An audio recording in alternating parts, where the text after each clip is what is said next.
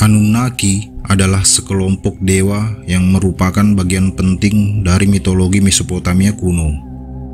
Mereka adalah pusat dari tradisi mitologi dan keagamaan bangsa Sumeria, Akkadia, Assyria, dan Babilonia. Istilah Anunnaki diterjemahkan menjadi mereka yang datang dari surga ke bumi, yang mencerminkan asal-usul ilahi mereka dan peran mereka sebagai perantara antara langit dan bumi. Mitos Anunnaki melibatkan narasi kompleks tentang penciptaan, hierarki ketuhanan, dan hubungan antara dewa dan manusia. Berikut ini adalah dewa-dewi yang termasuk dalam 7 dewa Anunnaki. Anu atau An adalah perwujudan ilahi dari langit, dewa tertinggi, dan leluhur semua dewa dalam agama Mesopotamia kuno. Anu diyakini sebagai sumber tertinggi dari semua otoritas untuk dewa-dewa lain dan untuk semua penguasa panah, dan ia digambarkan dalam satu teks sebagai yang melahirkan seluruh alam semesta. Bersama dengan putranya Enlil dan Enki, merupakan Tritunggal ilahi tertinggi yang melambangkan 3 pita rasi bintang. Pada saat catatan tertulis paling awal, Anu jarang disembah, dan pemujaan sebaliknya ditujukan untuk putranya, Enlil. Tetapi sepanjang sejarah Mesopotamia, dewa tertinggi dalam jajaran selalu dikatakan memiliki Anutu, yang berarti kekuatan surgawi. Peran utama Anu dalam mitos adalah sebagai leluhur Anunnaki, atau dewa utama agama Sumeria. Pusat pemujaan utamanya adalah Kul Iyanna di kota Uruk. Tetapi pada periode Akkadia sekitar 2334 sampai 2154 sebelum Masehi, otoritasnya di Uruk sebagian besar telah diserahkan kepada Dewi Inanna, sang ratu surga. Pendamping Anu dalam teks-teks Sumeria yang paling awal adalah Dewi Uras, tetapi ia kemudian menjadi Dewi Ki, dan dalam teks-teks Akkadia disebut Dewi Antu, yang namanya adalah bentuk feminim dari Anu. Anu muncul sebentar dalam epik Gilgamesh Akkadia, di mana putrinya Ishtar atau Inanna bagi orang Sumeria membujuknya untuk memberinya banteng surga, sehingga dia dapat mengirimnya untuk menyerang Gilgamesh. Insiden itu mengakibatkan kematian Enkidu. Dalam legenda lain, Anu memanggil pahlawan panah Adapabe di hadapannya karena melanggar sayap angin selatan. Anu memerintahkan Adapa untuk diberi makanan dan air keabadian, yang ditolak Adapa, yang sebelumnya telah diperingatkan oleh Enki bahwa Anu akan menawarkan kepadanya makanan dan air kematian. Dalam agama bangsa Het kuno, Anu adalah mantan penguasa para dewa, yang digulingkan oleh putranya Kumarbi, yang menggigit alat kelamin ayahnya dan melahirkan dewa badai Teshub. Teshub menggulingkan Kumarbi, membalaskan Anu, dan menjadi raja baru para dewa. Kisah ini adalah dasar kemudian untuk pengebirian Uranus dalam puisi Theogoni Hesiod.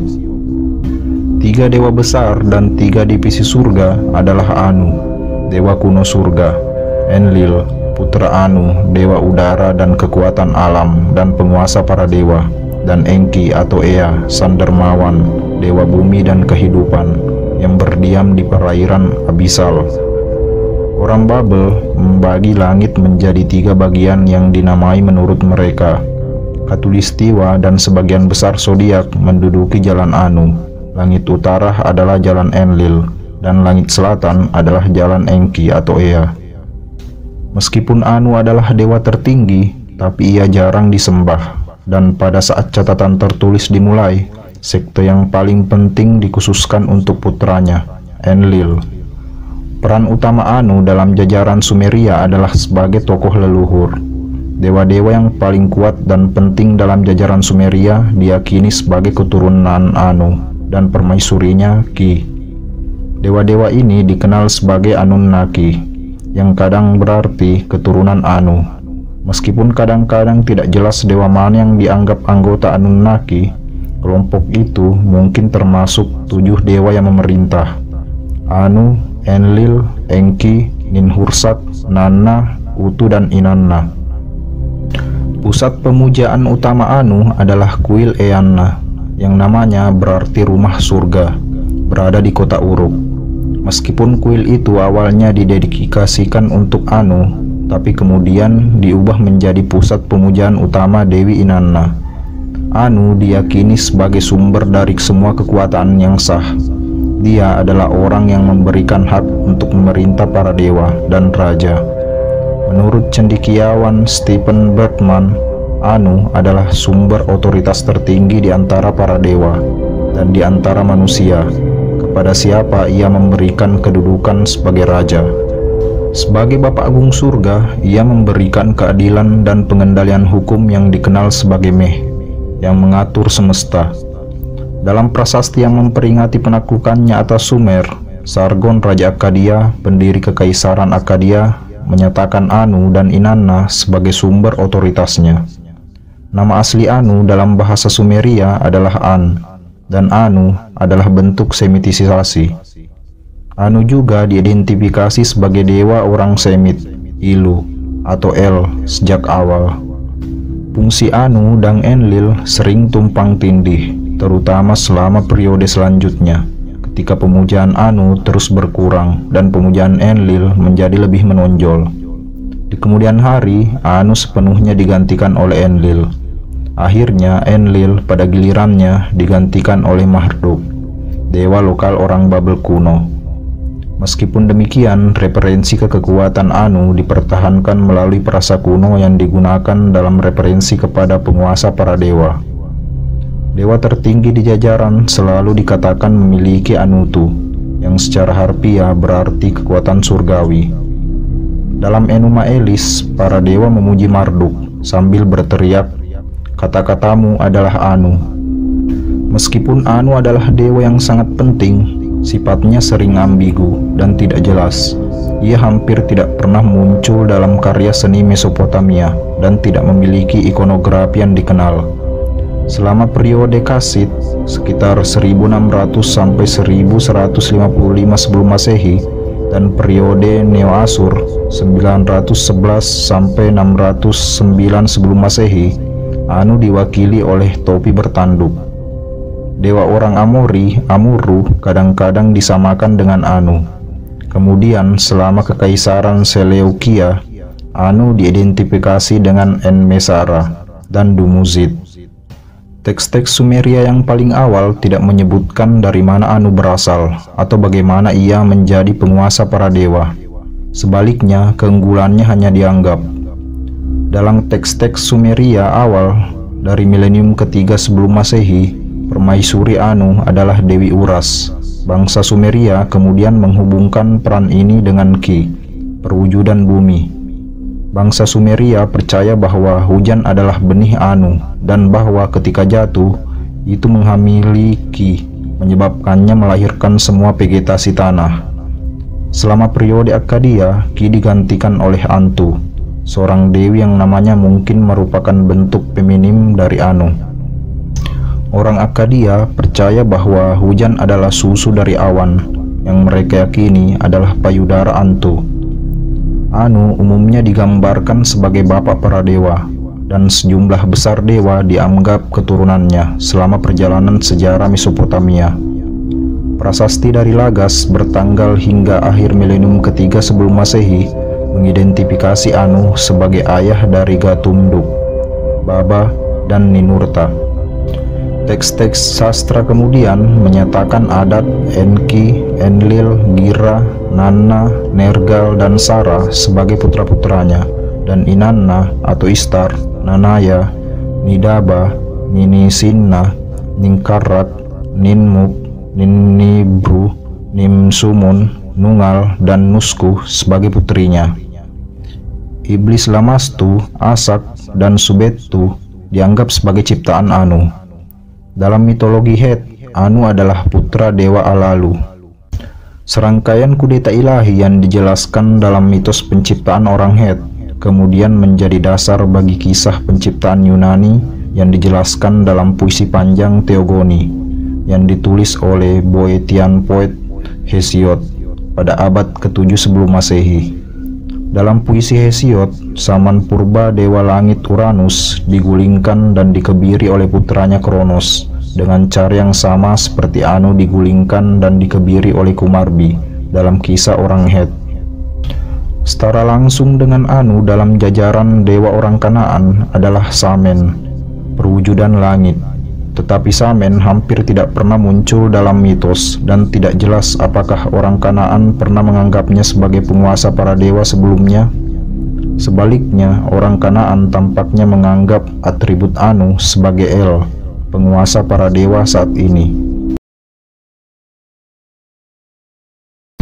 Enlil, yang kemudian dikenal sebagai Elil, adalah dewa Mesopotamia kuno yang dikaitkan dengan angin, udara, bumi, dan badai. Dia pertama kali dibuktikan sebagai dewa utama jajaran Sumeria, tetapi kemudian disembah oleh orang Akkadia, Babilonia, Asiria, dan Huri. Pusat pemujaan utama Enlil adalah kuil Ekur di kota Nippur, yang diyakini telah dibangun oleh Enlil sendiri dan dianggap sebagai tali tambang langit dan bumi. Dia juga kadang-kadang disebut dalam teks-teks Sumeria sebagai Nunamnir. Menurut salah satu kidung nyanyian Sumeria, Enlil sendiri begitu suci, sehingga bahkan dewa-dewa lain pun tak bisa memandangnya. Enlil naik ke puncaknya selama abad ke-24 sebelum Masehi dengan munculnya kota Nippur. Pemujaannya menurun setelah Nippur dijarah oleh orang-orang Elam pada tahun 1230 sebelum Masehi, dan dia akhirnya digantikan sebagai dewa utama jajaran Mesopotamia oleh dewa lokal orang Babilonia bernama Marduk. Dewa Babel, Belwa, adalah dewa penggabungan dari Enlil, Marduk, dan dewa gembala Dumuzid. Enlil memainkan peran penting dalam mitos penciptaan Sumeria. Ia memisahkan An, surga, dari Ki, bumi, sehingga membuat dunia layak huni bagi manusia.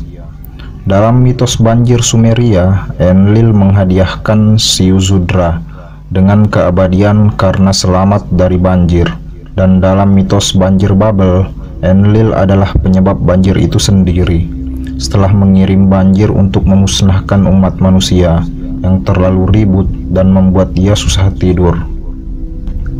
Mitos Enlil dan Ninlil adalah tentang rayuan berantai Enlil kepada Dewi Ninlil dalam berbagai samaran, menghasilkan konsepsi dewa bulan Nanna dan dewa-dewa dunia bawah, Nergal, Ninazu, dan Enlilulu. Enlil dianggap sebagai penemu cangkul berbentuk kapak dan pelindung pertanian.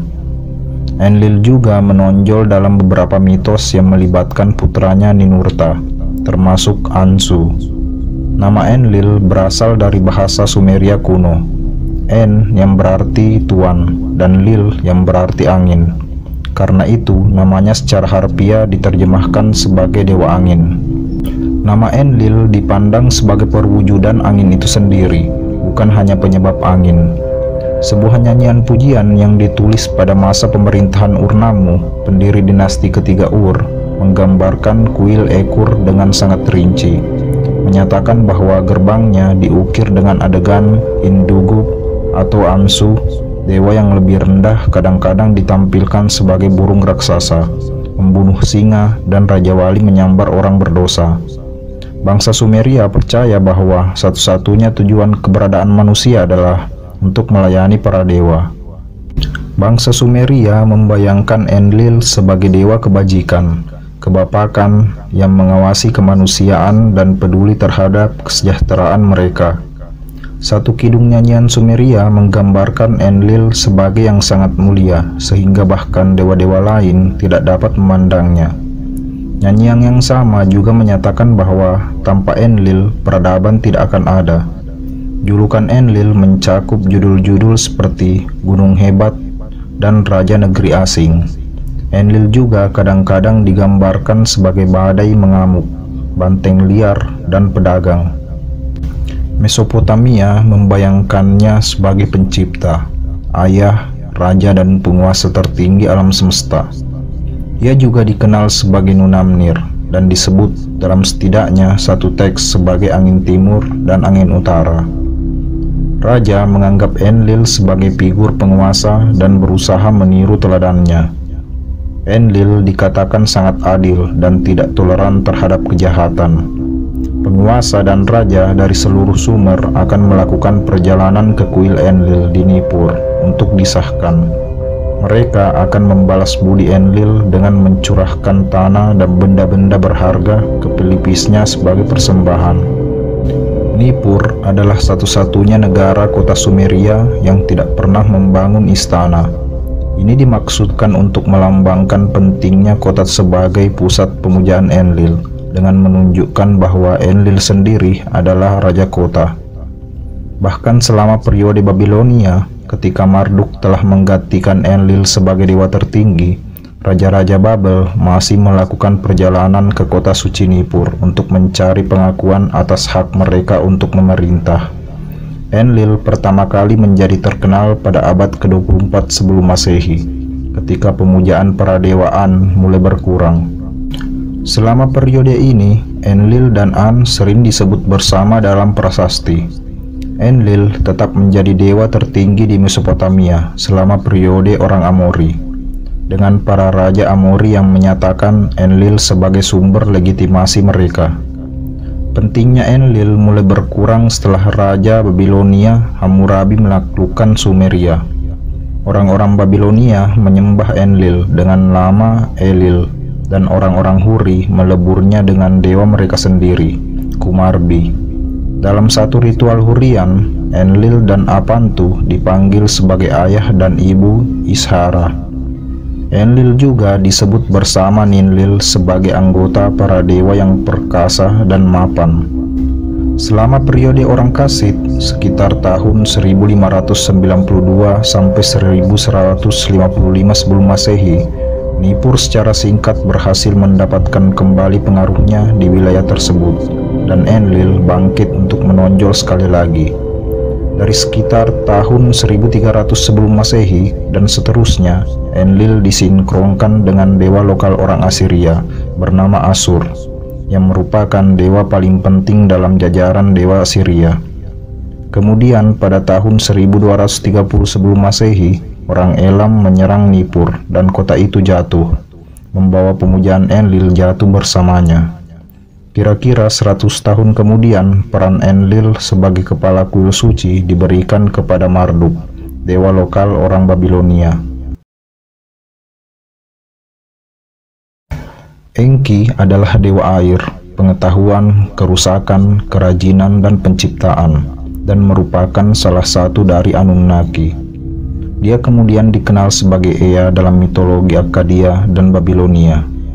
Dia awalnya dewa pelindung kota Eridu, tetapi kemudian pengaruh pemujaannya menyebar ke seluruh Mesopotamia dan ke orang-orang Kanaan, Het, dan Huri.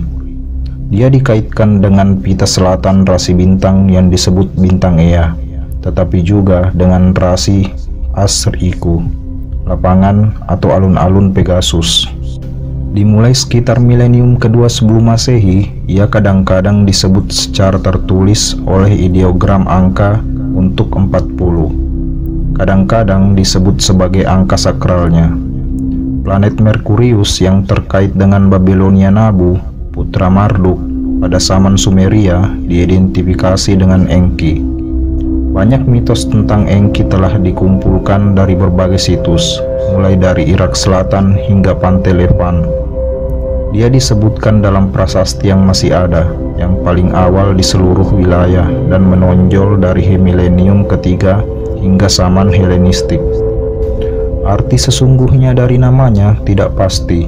Terjemahan yang umum adalah Tuan Bumi. En diterjemahkan sebagai gelar yang setara dengan Tuan, dan pada awalnya merupakan gelar yang diberikan kepada imam besar.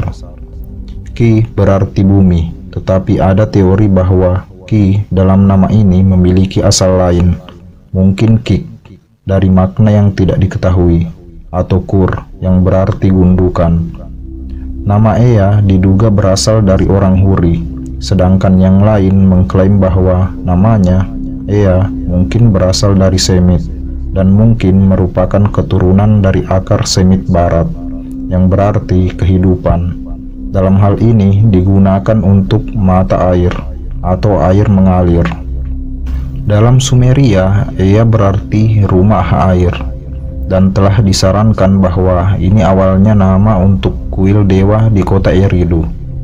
Juga telah dikemukakan bahwa keilahian asli di Eridu bukanlah Enki, melainkan Apsu. Munculnya Enki sebagai kekasih ilahi Ninhursag dan pertempuran ilahi antara dewa-dewa Igigi Muda dan Apsu, melihat Apsu, perairan bawah tanah Akiper menjadi tempat di mana fondasi kuil dibangun. Dengan beberapa nama dewa Sumeria sebagai Enlil adalah variasi seperti Elil. En berarti Tuhan dan E berarti kuil. Sangat mungkin bahwa Ea adalah bentuk pendek Sumeria untuk Tuan Air, karena Enki adalah dewa air. Ap dalam Apsu juga berarti air. Kuil utama Enki disebut Eapsu, yang berarti kuil Apsu. Juga Engura yang berarti rumah perairan bawah tanah, sebuah kuil sigurat yang dikelilingi oleh tanah sungai Efrat dekat garis pantai Teluk Persia kuno di Eridu. Itu adalah kuil pertama yang diketahui dibangun di Irak Selatan. 4 penggalian terpisah di situs Eridu telah menunjukkan keberadaan sebuah kuil yang berasal dari periode Ubaid paling awal, lebih dari 6.500 tahun yang lalu. Selama 4.500 tahun berikutnya, kuil ini diperluas 18 kali, hingga ditinggalkan selama periode Persia. Atas dasar ini, Thorkild Jacobsen telah berhipotesis bahwa dewa asli kuil itu adalah Apsu, dengan atributnya kemudian diambil oleh Enki dari waktu ke waktu. P. Steinkeller percaya bahwa selama periode paling awal, Enki memiliki posisi lebih rendah dari seorang dewi, mungkin Ninhursag, yang mengambil perang sebagai permaisuri ilahi atau imam besar, kemudian mengambil tempat prioritas. Kuil Enki di pintu masuknya memiliki genangan air segar, dan penggalian telah menemukan banyak tulan ikan mas, menunjukkan pesta kolektif. Ikan mas ditampilkan dalam aliran air kembar yang mengalir ke dewa Enki, menunjukkan kesinambungan fitur ini selama periode yang sangat lama. Fitur-fitur ini ditemukan di semua kuil Sumeria berikutnya, menunjukkan bahwa kuil ini membentuk pola untuk semua kuil Sumeria berikutnya. Semua aturan yang ditetapkan di Eridu dipatuhi dengan setia. Enki adalah penjaga kekuatan ilahi yang disebut Meh, karunia peradaban. Dia sering ditunjukkan dengan dewa mahkota bertanduk. Di segel Ada, Enki digambarkan dengan 2 aliran air yang mengalir ke masing-masing pundaknya. Satu Tigris, yang lain Eufrat. Di sebelahnya ada 2 pohon, melambangkan aspek alam jantan dan betina. Dia ditampilkan mengenakan rok melayang dan topi berbentuk kerucut. Seekor elang turun dari atas untuk mendarat di lengan kanannya yang terentang.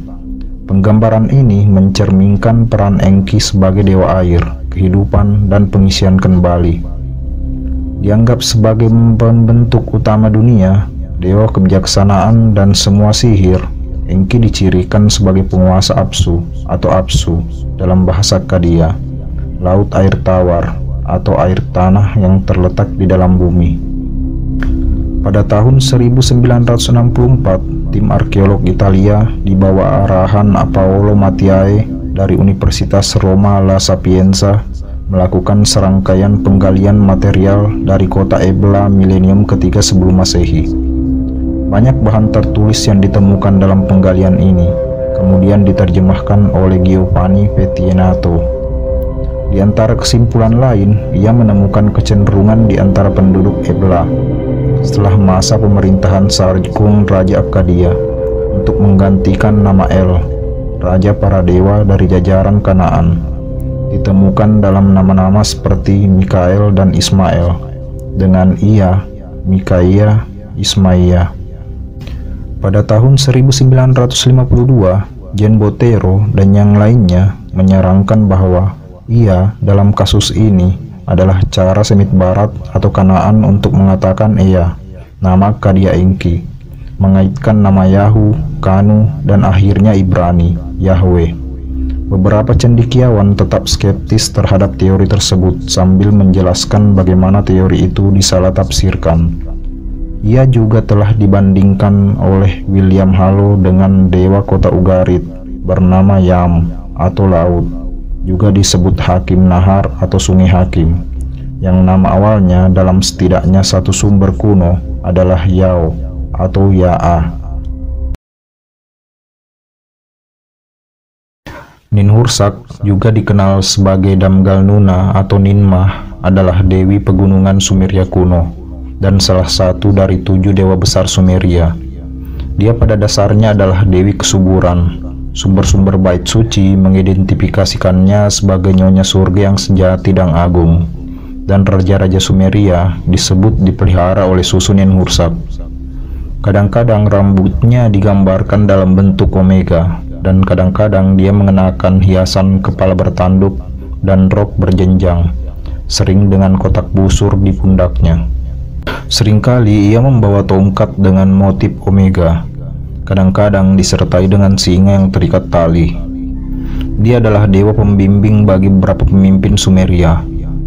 Ninhursag berarti nyonya gunung suci, dari bahasa Sumeria Nin yang berarti nyonya dan Harsag yang berarti gunung suci atau kaki. Mungkin referensi ke situs kuilnya Ekur, rumah kedalaman gunung di kota Eridu. Dia memiliki banyak nama termasuk Ninmah, ratu besar, Nintu, nyonya kelahiran, Mama atau Mabi yang berarti ibu, Aruru, Balet Ili, nyonya para dewa Akadia. Menurut legenda, namanya diubah dari Ninmah menjadi Ninhursag oleh putranya Ninurta untuk memperingati penciptaan gunung-gunung. Sebagai Ninmena, menurut ritual penobatan Babilonia, dia menempatkan mahkota emas pada raja di kuil Eana. Beberapa nama di atas pernah dikaitkan dengan dewi independen seperti Ninmah dan Ninmena, yang kemudian menjadi diidentifikasi dan bergabung dengan Ninhursag. Dan ada mitos di mana Ninhursag tidak pernah disebutkan. Mungkin yang termasuk di antara ibu-ibu dewi yang asli adalah Damgal Nuna atau Damkina, permaisuri dewa Enki. Dewi ibu memiliki banyak julukan termasuk Sasuru atau Dewi Rahim, Tapsutili atau bidang para dewa atau ibu dari semua anak dan ibu dari semua para dewa. Dalam perang ini, ia diidentifikasi dengan Ki di Enuma Elis. Dia memiliki tempat suci di kota Eridu dan Kis. Dalam legenda Enki dan Ninhursag, Ninhursag melahirkan seorang putri bagi Enki bernama Ninsar atau Nyonya Hijau. Melalui Enki, Ninsar melahirkan seorang putri bernama Ninkura. Ninkura pada gilirannya melahirkan bagi Enki seorang putri bernama Utu. Enki kemudian mengejar Utu, yang kesal karena ia tidak peduli padanya. Utu atas nasihat leluhurnya Ninhursag mengubur benih Enki di bumi, di mana 8 tanaman yang pertama bermunculan. Enki melihat tanaman itu, memakannya, dan jatuh sakit di 8 organ tubuhnya. Ninhursag menyembuhkannya, mengambil tanaman ke dalam tubuhnya dan melahirkan 8 dewa: Abu, Nintulla, Ninsutu, Ninkasi, Nanse, Asinua, Ninti, dan Ensag. Dalam teks penciptaan Cangkul, ia menyelesaikan kelahiran umat manusia setelah kepala-kepala itu ditemukan oleh Cangkul Enki. Dalam teks-teks penciptaan, Ninmah atau nama lain dari Ninhursag bertindak sebagai bidan, sementara ibu Dewi Nammu membuat berbagai jenis individu manusia dari gumpalan tanah liat pada sebuah pesta yang diberikan oleh Enki untuk merayakan penciptaan umat manusia. Simbolnya menyerupai huruf Yunani Omega, telah digambarkan dalam seni dari sekitar tahun 3000 sebelum Masehi, meskipun lebih umum dari awal milenium kedua sebelum Masehi. Hal itu muncul di beberapa batu batas di tingkat atas, menunjukkan pentingnya dirinya. Simbol Omega dikaitkan dengan Dewi Sapi Mesir Hathor, dan mungkin mewakili rahim yang bergaya. Simbol ini muncul pada citra paling awal dari Mesir kuno, Kadang-kadang Hathor digambarkan di atas gunung, jadi mungkin saja kedua dewi itu terhubung. Kuilnya Esagila dari kata Sumeria yang berarti kuil, Sak yang berarti kepala, dan Ilah yang berarti luhur, terletak di Kur atau dunia bawah kota Eridu. Meskipun ia juga memiliki kuil di Kis. Sin atau Suen atau Nanna adalah dewa bulan dalam agama-agama Mesopotamia di Sumer, Akkad, Asur, dan Babilonia. Nanna adalah dewa Sumeria, putra Enlil dan Ninlil, dan diidentifikasikan dengan Sin bagi orang Semit. Dua tempat utama penyembahan Nanna atau Sin adalah kota Ur di selatan Mesopotamia dan di Haran di utara. Dewa bulan dengan nama yang sama juga disembah di Arab Selatan. Arti asli nama Nanna tidak diketahui. Ejaan awal yang ditemukan dalam Ur dan Uruk adalah DLAK 32.NA, di mana NA harus dipahami sebagai pelengkap artikulasi. Nama Ur dieja LAK 32.UNUGKI atau URIM2KI. Itu sendiri berasal dari teonim atau ilmu tentang nama-nama dan berarti tempat tinggal dari Nanna. Dia juga merupakan ayah dari dewa Iskur. Tanda praklasik LAK 32 kemudian runtuh dengan SES, ideogram untuk saudara, dan ejaan Sumeria klasik adalah DSES.K dengan bacaan bunyi Na Anna. Istilah teknis untuk bulan sabit juga bisa merujuk pada dewa DU4.SAKAR. Kemudian nama tersebut dieja secara logografis sebagai DNA NNA atau Denanna. Dewa bulan orang Semit, Suen atau Sin, pada mulanya adalah dewa terpisah dari Nanna Sumeria. Tapi dari periode kekaisaran Akkadia, keduanya menjalani sinkronisasi dan diidentifikasi. Ejaan sesekali dari DNA NNA RDS UNE Assyria adalah karena asosiasi dengan penerangan dan lampu. Akkadia Naannaru, sebuah julukan dewa bulan. Nama dewa bulan Asur, Suen atau Sin biasanya dieja dengan DEN.SU atau hanya dengan angka 30. Dia umumnya ditunjuk sebagai Ensu yang berarti penguasa kebijaksanaan. Selama periode sekitar tahun 2600 sampai 2400 sebelum Masehi, di mana Ur menggunakan kekuasaan tertinggi secara besar-besaran atas lembah Efrat, Sin secara alami dianggap sebagai kepala kuil suci. Sampai periode ini, kita harus melacak sebutan Sin seperti bapak para dewa, kepala para dewa, pencipta segala sesuatu, dan sejenisnya. Kebijaksanaan yang dipersonifikasi oleh dewa bulan juga merupakan ekspresi dari ilmu astronomi atau praktik astrologi, di mana pengamatan fase bulan merupakan faktor penting. Istrinya adalah Ningal atau Nyonya Besar yang melahirkan Utu atau Samas, dewa matahari, dan Inanna atau Istar, dewi planet Venus.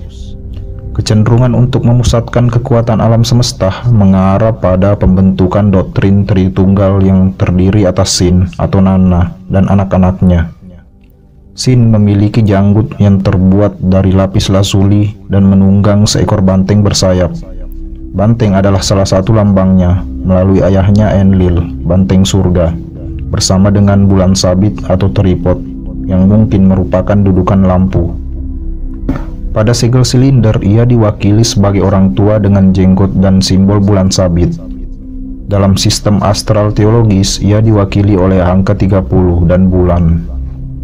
Jumlah ini mungkin merujuk pada jumlah rata-rata hari, sekitar 29,53 dalam bulan lunar, yang diukur antara bulan-bulan baru yang berturut-turut.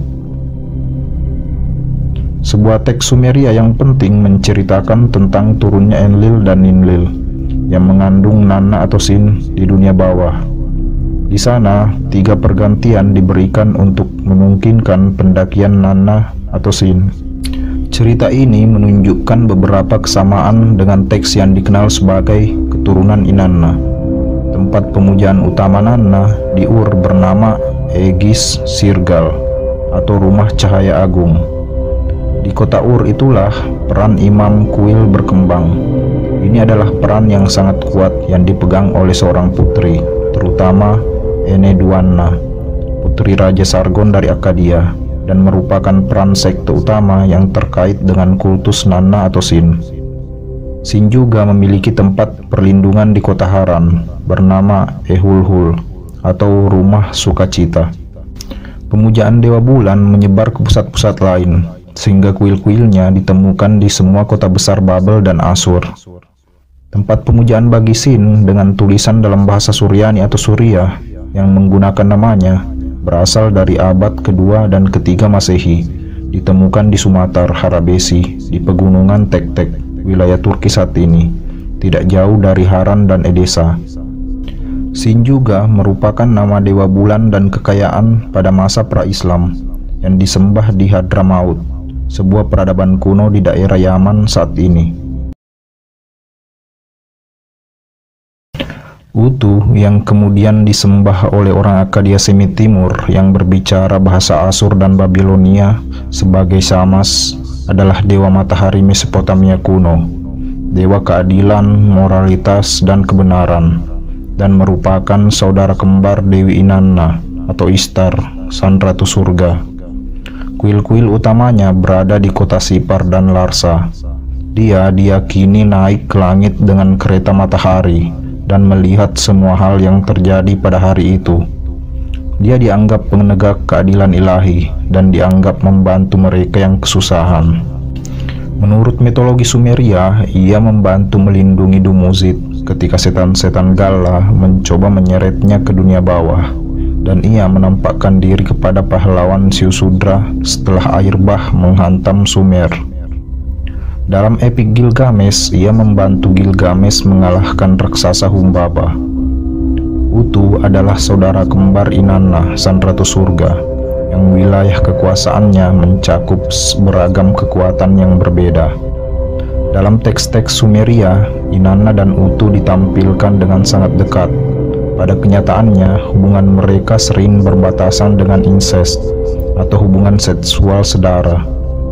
Utu biasanya dianggap putra Nanna, dewa bulan, dan istrinya Ningal, tetapi kadang-kadang juga digambarkan sebagai putra An atau Enlil. Istrinya adalah Dewi Serida yang kemudian dikenal di Akkadia sebagai Aya. Serida adalah dewi kecantikan, kesuburan, dan cinta seksual. Mungkin karena cahaya dipandang secara sifat sebagai yang indah, atau karena peran matahari dalam mendukung kesuburan pertanian. Mereka diyakini memiliki dua keturunan, Dewi Kitu yang namanya berarti kebenaran, dan Dewa Misharu yang namanya berarti keadilan. Pada zaman Babilonia lama, sekitar tahun 1830 sampai 1531 sebelum Masehi, Serida dan akibatnya Utu dikaitkan dengan Naditu, sebuah orde wanita tertutup yang mengabdikan hidup mereka kepada para dewa. Kusir Utu bernama Bunene terkadang digambarkan sebagai putranya. Bunene disembah secara independen dari Utu sebagai dewa keadilan di Sipar dan Uruk selama zaman Babilonia lama, dan ia juga disembah di Asur. Dewa mimpi Sisik juga digambarkan sebagai putranya. Utu disembah di Sumer sejak awal. Dokumen tertua yang menyebutkan dia berasal dari sekitar 3500 sebelum Masehi, selama tahap pertama penulisan bangsa Sumeria. Kuil-kuil utamanya yang keduanya dikenal sebagai Ebabar atau Gedung Putih terletak di Sipar dan di Larsa. Utu terus dihormati sampai akhir kebudayaan Mesopotamia dan disembah selama lebih dari 3000 tahun. Karakteristik kepribadian Utu yang utama adalah kebaikan dan kemurahan hatinya. Tetapi, seperti semua dewa Mesopotamia lainnya, ia tidak segan-segan untuk menolak permintaan yang membuatnya tidak nyaman. Dalam daftar dewa Dwi bahasa Hurro-Akkadian Weitner, Utu disamakan dengan dewa matahari bangsa Huri, bernama Simiki. Dalam versi 3 bahasa Ugaritik dari daftar dewa Weitner, Simigi dan Utu disamakan dengan Dugul Banda, raja kedua kota Uruk. Dalam teks-teks Sumeria, Utu digambarkan sebagai berjanggut dan bersenjata panjang. Dalam seni, ia ditampilkan sebagai orang tua dengan janggut panjang. Dia diyakini muncul dari pintu surga setiap hari saat fajar dan naik melintasi langit dengan keretanya sebelum kembali ke bagian dalam surga, melalui serangkaian pintu di ujung barat setiap malam. Kusir Utu bernama Bunene. Segel silinder sering menunjukkan dua dewa memegangi pintu-pintu terbuka untuknya ketika ia memegang senjatanya. Gergaji pemangkasan, gergaji berbentuk dua sisi dengan gigi besar bergerigi, mewakili perannya sebagai dewa keadilan. Simbol utama Utu adalah piringan matahari, sebuah lingkaran dengan 4 titik di setiap arah mata angin dan 4 garis bergelombang diagonal yang berasal dari lingkaran di antara setiap titik. Simbol ini mewakili cahaya, kehangatan, dan kekuatan matahari. Para penulis Alkitab Ibrani umumnya berusaha menggambarkan matahari dengan tidak menyamakannya dengan dewa, tapi kadang-kadang menggunakannya sebagai simbol kekuatan Yahweh. Kata Ibrani untuk matahari, Sapas atau Semes, sering diganti dengan kata yang lebih halus, seperti kata Or, yang berarti cahaya. Para penulis ini tampaknya telah melakukan upaya sadar untuk menghindari implikasi penyembahan matahari, bahkan dari jenis Yahwistik dengan segala cara. Secara khusus, Tuhan menciptakan terang yang lebih besar, cahaya yang lebih kecil, dan bintang-bintang. Menurut Victor Hamilton, sebagian besar sarjana sepakat bahwa pilihan cahaya yang lebih besar dan cahaya yang lebih rendah daripada matahari dan bulan yang lebih tegas adalah retorika anti-mitologis yang dimaksudkan untuk bertentangan dengan kepercayaan kontemporer yang tersebar luas bahwa matahari dan bulan sendiri adalah dewa. Namun, wanita apokalips atau perempuan berselubungkan matahari dalam kitab Wahyu mungkin secara langsung menyinggung dewa matahari timur dekat kuno.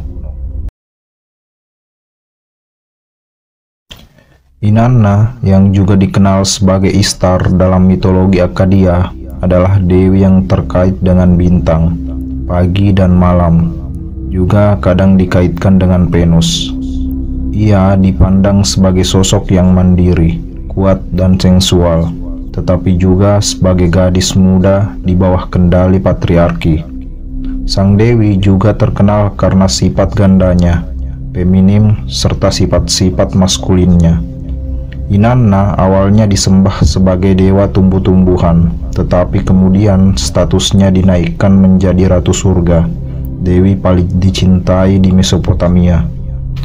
Di kota Uruk, ia disembah sebagai dewa pelindung, terutama di pusat pemujaan utama, Kuil Eanna, yang berarti rumah surga. Sang dewi terhubung ke Uruk berasal dari periode yang jauh, sekitar 4000 sampai 3100 sebelum Masehi. Puisi-puisi Inanna seperti Descent of Inanna membawa sifat-sifatnya melalui ritual dan upacara untuk menghormatinya. Pernikahan suci Inanna dan Dumuzi dirayakan pada musim gugur untuk meminta kesuburan tanah. Raja dan pendeta akan melakukan penyatuan seksual dewa dan dewi secara simbolis, atau mungkin melalui hubungan seksual yang sebenarnya.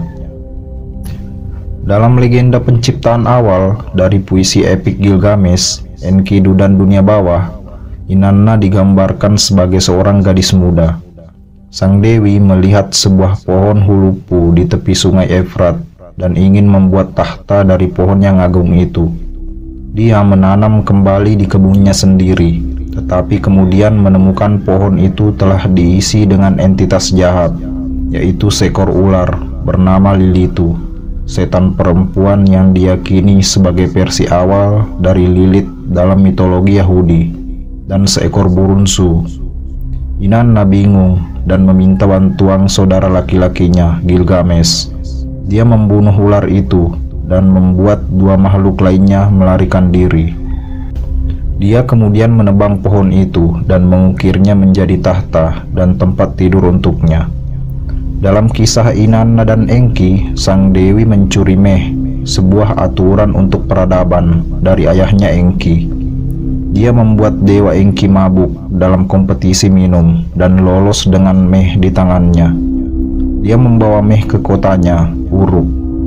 Meh adalah alat yang ampuh dan mencakup semua aspek kemanusiaan seperti hukum, pelacuran, kemenangan, kebenaran, dan penulisan. Dengan meh dalam genggamannya, pengaruhnya menjadi lebih besar dan ia menjadi lebih kuat dari sebelumnya. Dalam mitos surgawi Inanna, seorang tukang kebun bernama Sukaletuda adalah antagonisnya. Dia adalah tukang kebun yang mengerikan dan semua tanaman yang ia tanam tampaknya musnah.